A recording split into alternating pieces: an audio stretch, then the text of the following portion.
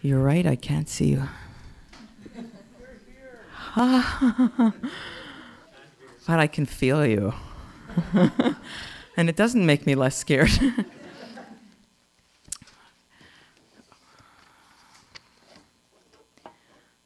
I am really glad to be here.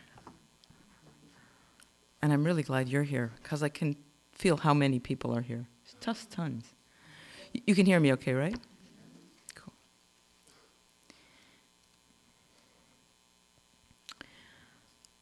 This poem contains...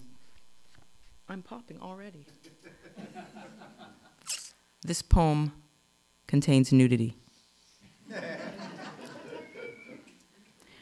Write me, it whispers, inviting. Write me now. Oh, I couldn't, I say. I am shy. I hardly know you, your conventions, your breath. It is too intimate. Tiptoe through me in ankle bracelets. Pluck my lines from vines like grapes and hold me in your mouth. I want you to know me from the inside. I am scared. In its unwritten state, the poem is naked, stripped of clothes, of body. It has no shame, exists without form, wants a body to enter the world with. Anybody. The poem isn't coy, it is wide open. I am the prude with the pen, the one trying to fit this full expanse of self through this small, inky orifice. Write me, it whispers. Write me now.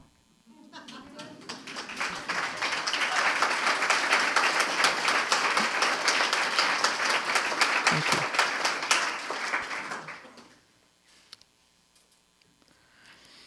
So I brought all these books, and I'm just reading all over the place based on what I'm feeling tonight, which is, I think, what I need to do. Fear of the ride. I was always cautious or scared, avoiding the roller coaster. Never took the zipper or the spider or the flipper, just that low-grade tilt-a-whirl, and never left the ground. I was always being placed on a vengeful horse who took me for a ride, galloped me around willy-nilly, then stopped, and I'd be soaring over his neck, landing like a rag, two halves of me on either side of the fence, and I'd be having to get right back on. There were always these great sticks for skis strapped onto my 10-year-old feet and pushed from the tops of freezing mountains. Go, they'd yell, go, go, go. And I'd always get a pain in my stomach or chest, a stay-at-home pain, stay inside. And those people, the ones on horses or skis or roller coasters, had hearts they wore outside their coats to show how much they loved the sport, the ride, the chase, the steep, steep, steep. Always these people showing their hearts, those outdoor hearts, the ones young girls dot their eyes with or put through their ears, the ones they send in envelopes. They flew there like flags or sails, so bright and breezy. And all at once, I gave up love if that's how you had to wear it.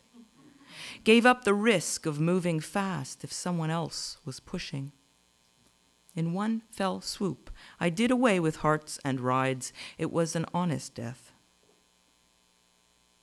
But now I want to play outside. I want to look in the page of a pink pastel heart and see myself throbbing there. I want to get in a dune buggy without doors or roof and fly over sands, not knowing when I'll stop, or if or why, and keep going and fear, ride the fear, ride.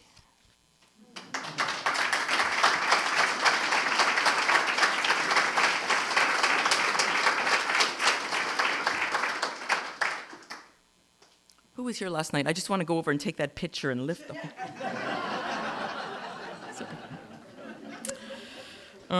Sorry. Just a little reference to yesterday. The job of an apple. The job of an apple is to be hard, to be soft, to be crisp, to be red, yellow, and green. The job of an apple is to be pie. To be given to the teacher, to be rotten. The job of an apple is to be bad and good, to be peeled, cored, cut, bitten, and bruised. The job of an apple is to pose for painters, roll behind fridges, behind grocery aisles, to be hidden, wrapped in paper, stored for months, brought out in the dry heat of India, and eaten like a treasure. The job of an apple is to be handed over in orchards, to be wanted and forbidden. The job of an apple is to be golden delicious, Granny Smith and crab. The job of an apple is to be imported, banned, and confiscated, going through customs from Montreal to New York.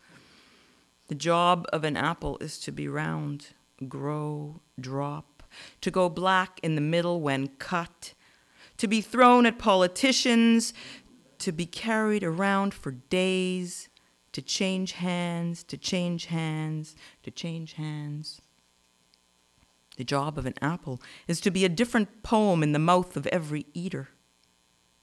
The job of an apple is to be juice. Thank you.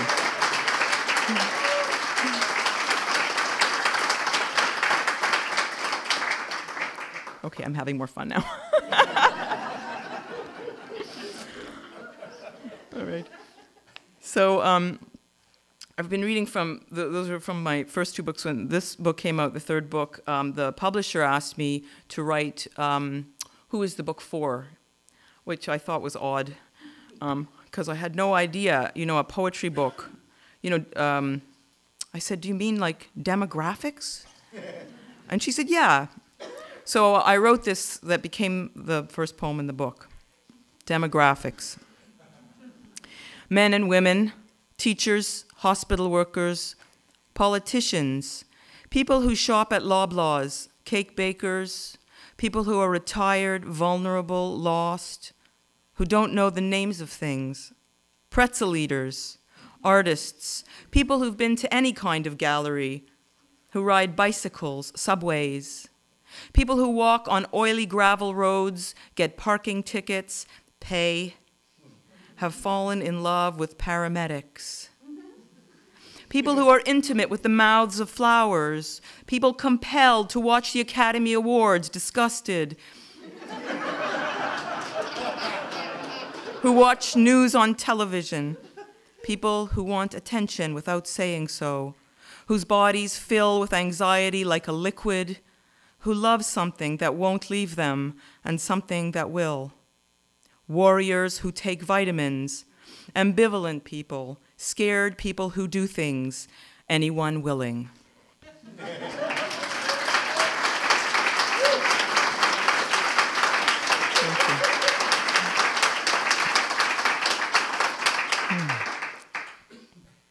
Thank you. Crayola mandala.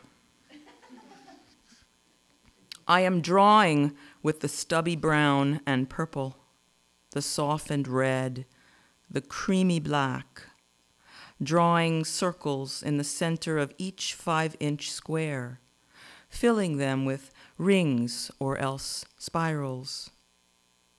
I like to carry crayons in case of emergency. I am filling in color with no teacher but what soothes, a moving hand and no words. Is it those circles or those colors or the wider circle of the day? The sun, the bells, the meals, the work, the bells, the meals, the night, the sun.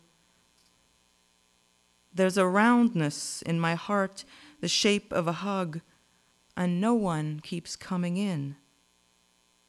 Each time I suggest a body, it doesn't fit.